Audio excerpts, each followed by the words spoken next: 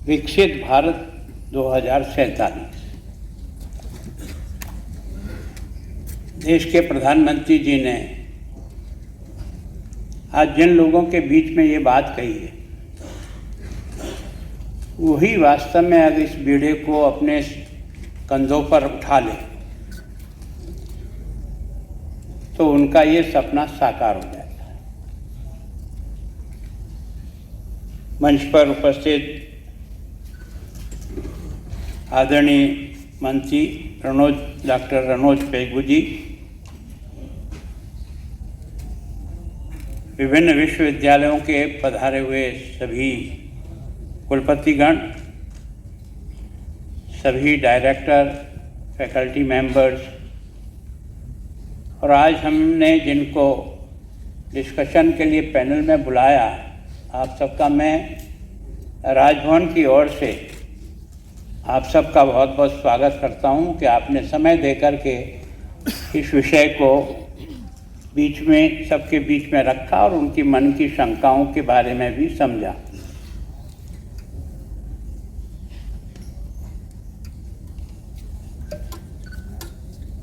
मैं सोचता हूँ कि राजभवन का सौभाग्य है कि आज शिक्षा से जुड़े हुए गुरुजन भी हैं और विद्यार्थी भी हैं, और मेरा ये सौभाग्य है कि प्रधानमंत्री जी के इस आह्वान पर कि देश के सभी शिक्षा से जुड़े हुए लोगों के साथ मैं विकसित भारत की जो कल्पना 2047 में हमें पूरी करनी है वो हम सब मिलकर करेंगे, इस बात का संदेश पहुंचाने के लिए उन्होंने आपको और मुझे इस स्थान पर बुलाया है। मैं सोचता हूं उनकी भावनाओं को भी हमने सुना और समझा है। सबसे पहले तो मैं प्रधानमंत्री जी कार्यालय और नीति आयोग के परामर्श पर आयोजित इस परिचर्चा में आप सभी का अभिनंदन और स्वागत करता हूं। आप सभी ने माननीय प्रधानमंत्री जी के उद्बोधन को सुना है। विकसित भारत का उनका संकल्प हमें एक नई ऊर्जा के गति देने वाला है। ये भारत सरकार का एक संकल्प है जिसके माध्यम से हमारे माननीय प्रधानमंत्री देश को विकसित देश की सूची में शिखर पर पहुंचाने का अपना मन का निश्चय रखते हैं, और आप सब सहयोगी होकर के कैसे उसे ठीक करें इसके बारे में उन्होंने कहा। भारत अपने इतिहास के एक महत्वपूर्ण मोड़ पर है। 21वीं सदी भारत की सदी। ये देश का क्या सौभाग्य है कि हमारे ऋषि मुनियों ने, विवेकानंद ने कब, तब 21वीं सदी नहीं थी, पर विवेकानंद ने कहा कि 21वीं सदी भारत की सदी होगी। इसका मतलब कोई न कोई बीज रूप में इस देश में कुछ है। अब ये आप पर और मुझ पर जाता है कि प्रधानमंत्री जी की इस मंशा को और विवेकानंद की उस कल्पना को हम कैसे साकार कर सकते हैं, इसके बारे में चिंता करनी पड़ी। मैं सोचता हूं कि विकसित भारत की इस कल्पना को साकार करने के लिए इससे अच्छा कोई क्षेत्र नहीं है। अगर हम सब लोग, अकेला प्रधानमंत्री विकसित भारत नहीं बना सकेगा। जब तक हम सब लोग उसके साथ कदम से कदम मिलाकर चलने का मन नहीं बनाएंगे। अभी जैसे पूछा था ना गुरुजी का, शिक्षा के शिक्षकों का स्तर गिर रहा है। स्तर नहीं गिर रहा है, वातावरण बनाने वाले लोग ठीक नहीं हैं। अगर वातावरण बनाने वाले लोग ठीक है तो ये अयोग्य भी योग्य बनकर के देश के लिए काम करना सीख जाता है। ये मैंने अपने जीवन में अनुभव किया। लीडर कैसा है इसका मैंने अनुभव किया। मैं एक छोटे से स्कूल का अध्यापक था। 65 का युद्ध हुआ था। लाल बहादुर शास्त्री देश के प्रधानमंत्री थे। भारत की सेना ने कुछ क्षेत्र जीत लिया था। अमेरिका ने भारत को दबाकर कहा कि मैं तुम्हारा PL-48 बंद कर दूंगा, तुरंत सारा लौटाओ, युद्ध बंद करो। तब वो छोटा सा आदमी कितना देश के बारे में सोचता है कि नहीं, जीता हुआ भाग नहीं दूंगा, तुम्हारा PL-48 बंद करना हो बंद कर दीजिए। और उन्होंने देश को आह्वान किया कि सोमवार के दिन सब लोग एक टाइम का व्रत करें, जिससे देश के अनाज को बचा सकें और अपने घर में और जहाँ जहाँ भी जगह हुआ अन्न पैदा करें, लेकिन हम झुकेंगे नहीं। ये कौन कह सकता है? जब लीडर इस प्रकार का होता है तो समाज उसके साथ आ जाता है। मैं सोचता हूँ वातावरण बनाने वाले में ताकत हो तो जिसको अयोग्य समझ रहे वो योग्य बन करके काम करना सीख जाता है। मैं एक छोटे से स्कूल में अध्यापक था। मैं आपको कह रहा हूँ कि दूसरी क्लास का बच्चा भी जो टिफिन लेके आता था सोमवार के दिन, और रेसेस में सारे बच्चे साथ भोजन करते थे, वो टिफिन नहीं लेके आता था। इसका मतलब लीडिंग करने वाला व्यक्ति का मन और मस्तिष्क ठीक होना तो बाकी सब समस्याओं का इलाज है। केवल दूसरों पर उंगली उठाने से काम नहीं चलेगा, मुझे करके दिखाना पड़ेगा, तब जाकर के ये विकास की दौड़ जो है ना वो आगे बढ़ती है। इस बारे में चिंता करो। मैं सोचता हूँ कि आज हम इतना आनंद का अनुभव करते हैं, क्यों? क्योंकि इस व्यक्ति के आने के बाद 14 से लेकर अब तक शिक्षा के क्षेत्र में जिस प्रकार का परिवर्तन लाने का प्रयास किया है, मैं सोचता हूँ, मैं प्रारंभ से शिक्षा से जुड़ा हुआ रहा हूँ। आपने देखा होगा कि 14 में हमारा राज्य सरकार और केंद्र सरकार दोनों को मिलाकर के शिक्षा पर बजट था 3.31 लाख रुपया, और आज हमारा शिक्षा पर व्यय होता है 9.19। इसका मतलब शिक्षा का इतना बजट किस लिए बढ़ाया कि जब तक हमारी यह युवा पीढ़ी अपने नॉलेज को नहीं बढ़ाएगी तब तक विकास की दौड़ को आगे कैसे बढ़ाएगी। और इसलिए उन्होंने शिक्षा को बहुत ज़्यादा अपना ध्यान केंद्रित किया। मैं थोड़ा सा फिगर दे रहा हूँ। IIT है ना, 14 तक केवल 16 थे, आज 23 है। IIT 9 थे, आज 25 हैं। IIM 13 थे, 20 हैं। AIIMS 8 से 23 हैं। मेडिकल कॉलेज 641 थे, और आज देश में 1341 है। इसका मतलब विकसित भारत को बनाना तो केवल आपको और मुझे भाषण दे के नहीं बनाना चाह रहे, उन्होंने कुछ करके जमीन पर उतारने का प्रयास किया है।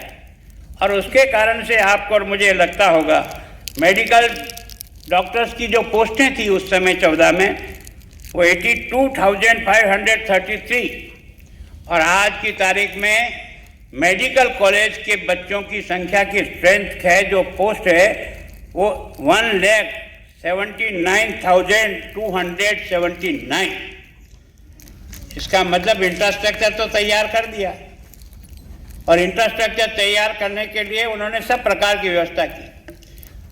आज हम सपने में नहीं बोल रहे हैं कि हम 2047 में दुनिया का सरमौर बनने की ताकत रखते हैं, उसका आधार है। आपने देखा होगा कि आज हम दुनिया की 5वीं आर्थिक शक्ति के रूप में उभर करके आ गए, और उस इंग्लैंड को पीछे किया जिसने हमें 200 साल तक गुलाम बनाए रखा।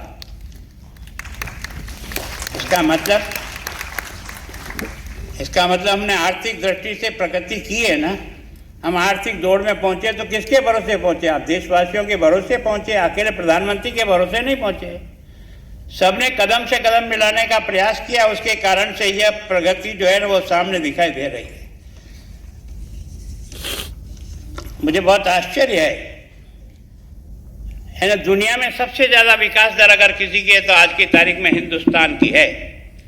GDP की तुलना में भारत का विकास दर 6.2 से लेकर 7.8 तक आ रहा है, जो दुनिया के किसी देश ने उसको टच नहीं किया। What policy, what program, what scheme we have for the rest of the students. It happens in most of the educational institutions that our teachers, our educational systems, we focus on the brilliant students by the universities. It is not decided by the government of Assam. We have nothing to do. We have the responsibility of giving the financial support, but the medium, course curriculum, etc., languages and all, this is up to the university to decide. Many years ago, maybe 20-25 years ago, I had met one gentleman in good attire with a portfolio bag on his hand. and I happened to meet him on 2-3 occasions. And on the third occasion, I noticed that his name is written on the portfolio bag. So I could read the name. And below his name, his degree was also written, BA LLB. Then I also noticed that something else is also illegibly written in small letters below his degree, LLB. Those days we didn't have any device to close in, take a photograph, zoom in, and to see what is exactly written there. So I had to physically close it and to read what exactly was written below the degree LLB. Then I discovered it is written continuing. That means his degree is BA LLB continuing. And my friends in that area, they enlightened me that he had been doing continuing for last 20 years as a student of LLB. So this moment, the same thing is coming to my mind, that we are continuing to develop. We are a developing nation for 75 years. How long? How long we will be continuing to develop? Like as progress has been achieved in Assam, I have few appeal to the esteemed vice chancellors, the teachers and other educationists, what we should focus on. I will not talk about the 4-year course or the course curriculum, the redesigning, remodeling of the course curriculum, etc., etc. But what strikes my mind, at a social and political level, now we are following the philosophy of Antyodaya. The philosophy of Antyodaya is to address the issues, problems. Utilize this 24 years of Amrit Kal to reach that vision. So with this, I welcome you all, one and all. I thank Honorable Governor Sir, Honorable Prime Minister's vision, and Honorable Governor Sir and Honorable Minister Sir for the kind presence and direction towards organizing this program. Let us go ahead. Swagat. Things that we have been discussing in our institutions and in the profession about ways in which we can make the NEP 2020 speak to the Viksit Bharat at 2047 vision. There are 3 things that I would like to point out and remind ourselves. The first thing is that we need to develop in students a strong sense of identity, which will only be possible if we allow our students to understand knowledge, gain education in their own languages. This is one of the most important aspects through which we can build self-confidence and give our students the power to harness knowledge and act responsibly with an understanding of their own cultural history, of the history of our great nation, and also to make their place in the world at large. The second thing that I would like to talk about is that to think globally, we have to start locally. To think big, we have to start small. So I would like to take us back to the idea of skilling India through the youth. And we have been, in the last 3 years since the NEP was adopted, we have been talking about what is necessary and why this is necessary. What is more important for me as an educator is how is this going to be taken to fruition. And one of the ways in which we are already beginning to make a paradigm shift in the way we envisage education is by doing away with the absolute compartmentalization of theory and practice. In the new 4-year degree course that my university and other institutions have just begun, and we, Guwahati University, not only have our own students starting this course, we have in our more than 300 affiliated colleges, we have started the FYUGP, which is quite a historic occasion, an event.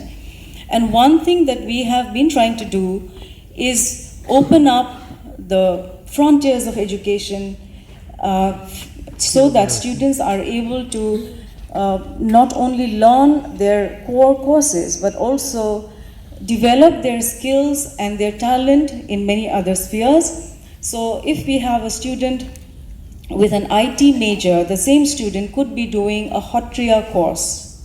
We have theater, we have Hotria, we have many other such courses. So the idea of a multidisciplinary and an interdisciplinary program has already begun, and we need to take these changes into the curricular spaces. We need transformation of curriculum. What we have now to do is, get away from looking at syllabuses as a list of content. We need to move into pedagogy that focuses on applicability. That is how we skill our students. Skills training is not something apart or away from traditional education. Skilling has to be part of our education spaces. I was reading a meme yesterday in which somebody reported that a mother had torn off her son's electrical engineering certificate because the child could not repair the fan at home. And I feel behind this meme there is a big message. Are we equipping our students with the right kind of knowledge that can be applied for problem solving? Are we engaging them in activities in the classroom that gives them the ability to put their learning into the real field? Can we move away from a very hard text-based curriculum into a practical problem-based pedagogy? This is something we need to think about. A third point that I would like to remind ourselves of is the fact that the NEP 2020 highlights the industry-academia interface as a way in which students can become skilled and turn into an employable workforce, a skilled and employable workforce. Can we think of engaging with the industry through their corporate social responsibility work? Can we have mandatory internship as a part of industry CSR? Maybe this is one way in which we can build a very strong foundation where education turns into employability. Skilling, like I said, is not merely developing soft skills or communication skills. It's also about making students aware of where their own knowledge can be fruitfully employed. So can we think of our own environment, our own context, and when we do whichever subject we teach, can perhaps we make students, test students, assess students on their ability to do a project which has a bearing on the local environment. If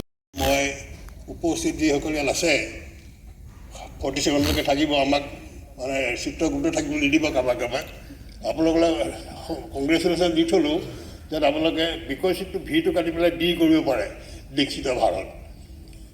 The Belagar Kumulga Nai, any Emuka Gamo, no more Kudu, English Akokita, English Canabula Sabista, Ohomekita say, no Akulu. Kulu in the Kita Saladane, Hometan, a kind of like Hora said that colonial you have to Sabista has Uncle Homeking a whole decor. Tamil Ducotrialista, our Hungary police, Uncle Kelly, Uncle Akoketano, Dostakali, Grammar Geta, you put on side, Uncle the horse gears, a big person was selling Uncle Valley. Would he have Albaba, who did it? He thought such a mother, Usoro Delbo Halabor. এবাৰ মানে এজন ছাত্ৰক খুলিলে তুমি অংক ভাল মানে এনে বহি আছিলে ছাত্ৰছাত্ৰী ক'লে হাত দাঙাছে কোনে কোনে অংক ভাল পোৱা সবাই দাঙিলে চাৰিজন মানে নেদাঙিলে এজনে ক'লে কেলে তেওঁ থিয় হৈ ক'লে বোলে ছাৰে যে বৰ্ডত বুঢ়া থাকে ছাৰৰ পিঠিখনে দেখোঁ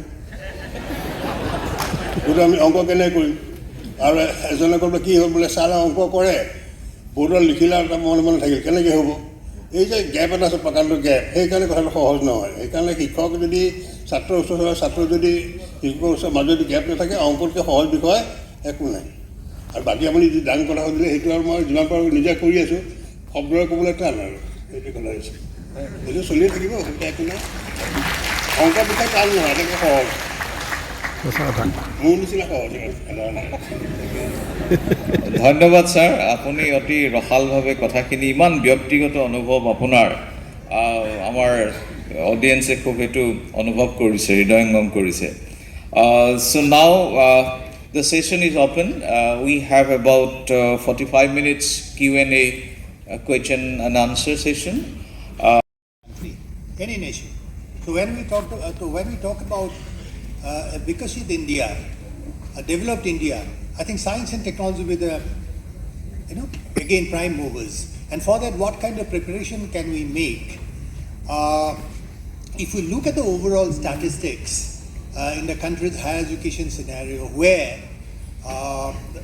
the proportion of students who go for STEM education, science, technology, engineering and mathematics, you will find it will be not significant. The point is, in order to promote science and technology sir, across board, what is important is to create a culture of critical thinking and questioning and also imagination. I think these three critical inputs have to be embedded into our education system, not only in higher education but right from the primary level. The culture of questioning, the culture of critically thinking, and also coming up with some creative solutions independently. We have to take them out of the textbooks for a while. So that kind of imagination we have to create in the landscape of education in order to take science technology forward as a very potent instrument for making Viksit India. That is my point. Thank you sir but one issue that remains is not necessarily that we have the answer right now but I would like to raise for your consideration is to make basic mathematics popular among our social science discipline. Yes. So, for example, what happens, sir, if I may give one own personal example, my daughter is appearing in CLAP, and it has been found that even the nature of mathematics, even for general students, are becoming extremely logical. It's not just pinpointed question on mathematics. There is a now, logical corollary within mathematics. So, I think in this scenario, somehow we also need to acquaint our social science students in some form of STEM, maybe basics of it. We have SPSS, social science package, statistical package of social science. This is one area that we need to look up. Professor Padmini has talked about role of language, but in a multicultural linguistic state like Assam, where we have so many communities, about more than 60 communities. So how would you like to, elaborate a little bit about language or even their higher education in their own language? Can you little bit illustrate? Even UGC has recently issued one notification about the possibility of opening up higher education in their own language. The pros and cons of it. I think before we move to higher education, we have to ensure that basic education, core knowledge is available for students in the language or languages in which they are most comfortable. I was also a part of the language education policy of the government of Assam, where we had a discussion on the way in which we could include different languages of Assam in the education and as medium of instruction.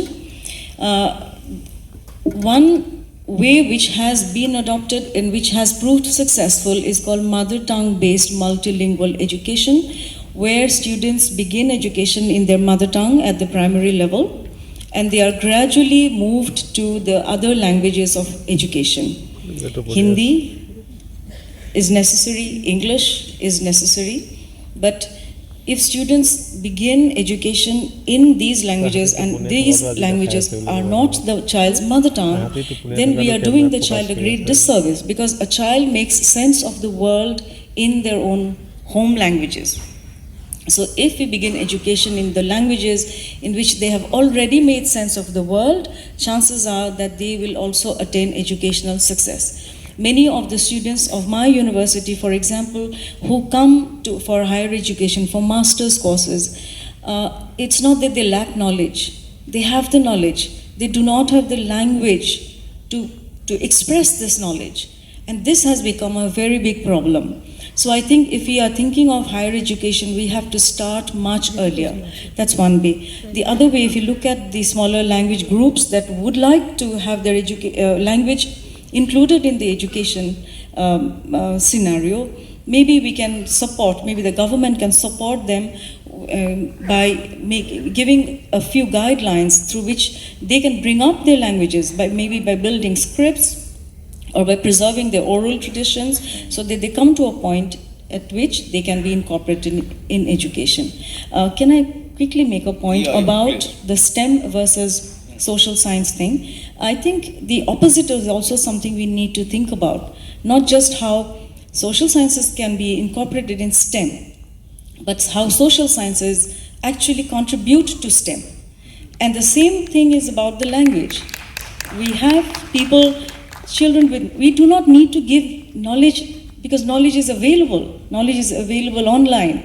Children are forever on their devices. In the classroom, we do not need to teach them concepts as much as we need to help them understand and express their knowledge of these concepts, for which again we come back to the question of language. So if we can, I look at an India in 2047 where all children may have the ability to express themselves in higher education in their own languages. What can we do to move towards that? I think that is a question we need to think about. Well, thank you, Professor Padmini. Points well taken, particularly how social science can also contribute to STEM. It is not one way, it's multidimensional. Point well taken. Well, Professor Krishna, if I may, if you would like to raise any point particularly, would like to draw your attention to one issue. IIT Guwahati is now one of the reputed institutions in the country. Not only in the country, globally it has gained a lot of precedence. But how the other institutions can also, benefit from your focus on multidisciplinarity, or even other courses that can, benefit other institutions, to take benefit of having one IIT Guwahati at Guwahati. Yeah, thank you. As such, for this region, IIT Guwahati is conducting various workshops, particularly in STEM. Also almost every day, something or other, some training programs, in coordination with Assam government. IIT Guwahati is already conducting, because recently I think 6 days program of training teachers has happened on the campus. So as far as multidisciplinary these things concerned, of course this will come at the higher education. And of course when we have started, because as I said, the implementation we have to do very carefully, because we have started picking up the requirements of the today's world. For example, this data science and artificial intelligence is one school which has been started very recently. And when we talk about this multidisciplinary curriculum or areas and that,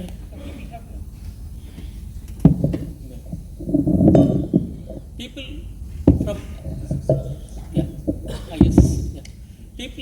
from other disciplines, they come and work together. So the schools at IIT Guwahati have been established with that paradigm. And of course, the resource persons for that is essentially is the today's issue.